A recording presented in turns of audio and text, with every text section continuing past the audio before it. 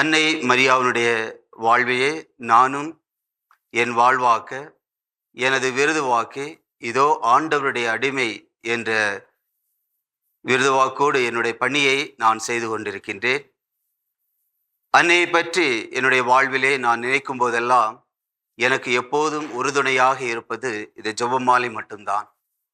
ஏனென்றால் பல நேரங்களில் துன்பங்களும் துயரங்களும் என்னை ஆட்கொள்ளும் போதெல்லாம் நாம் எப்போது இது ஜெபமாலையை நான் ஜெபிக்கிறேனோ அப்போது அது எனக்கு மகிழ்ச்சியை கொடுத்தது, ஒரு ஆறுதலை கொடுத்தது.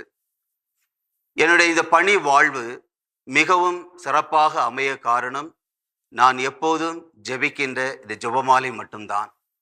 ஏனென்றால் இந்த ஜெபமாலை என்பது ஒரு அழகான முத்து மாலை அல்ல, மாறாக நமக்கும் கடவுளுக்கும் அன்னை மரியாளுக்கும் உள்ள ஒரு உறவை கொடுக்கின்ற ஒன்றாக அது இருக்கிறது.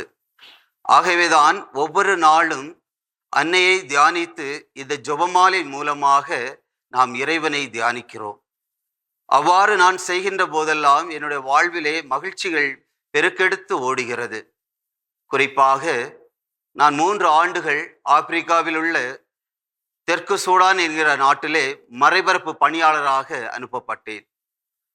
அந்த நாட்டிலே வறுமைகள் ஏராளம், சண்டை சச்சரவுகள் ஏராளம், உயிருக்கு உத்தரவாதம் இல்லாத நிலைமையில் கூட எனக்கு துணையாக இருந்தது அன்னையிடம் நான் ஜெபிக்கின்ற ஜெபமாலை மட்டுமே. ஏனென்றால் இது ஜெபமாலை ஜெபிக்கின்ற போதெல்லாம் என்னுடைய வாழ்வில் ஒரு திடம் பெறுகின்றேன். அதன் மூலமாக என்னுடைய எந்த ஒரு பணியாக இருந்தாலும் அதை சிறப்பாக செய்ய அன்னை எனக்கு உதவினார். ஆகவேதான் என்னுடைய வாழ்வில் நான் எங்கே இருந்தாலும் என்னோடு இந்த ஜெபமாலை எப்போதுமே இருக்கும். என்னுடைய பாக்கெட்டிலோ இல்லது என்னுடைய கையிலோ நான் எங்கே பயணித்தாலும் இது எனக்கு ஒரு உத்வேகத்தை கொடுக்கின்ற ஒரு பொருளாக இருக்கிறது. ஆகவே இந்த ஜெபமாலையை நான் ஒவ்வொரு நாளும் ஜெபிக்க என்னுடைய வாழ்விலே ஆண்டவருடைய அருள் கூடிக்கொண்டே இருக்கிறது. ஆகவேதான் அவருடைய பணியை செய்வதற்கு, அவருடைய மறைபரப்பை உலகெங்கும் பறைசாற்றுவது கூட இந்த ஜெபமாலை எனக்கு உதவியாக இருக்கிறது. ஜெபமாலை நம் வாழ்வின் எப்போதும் நமக்கு பல ஆசீர்வாதங்களையும் அருளையும் பொழிகின்ற ஒரு மாலை. தினமும் ஜெபிப்போம்.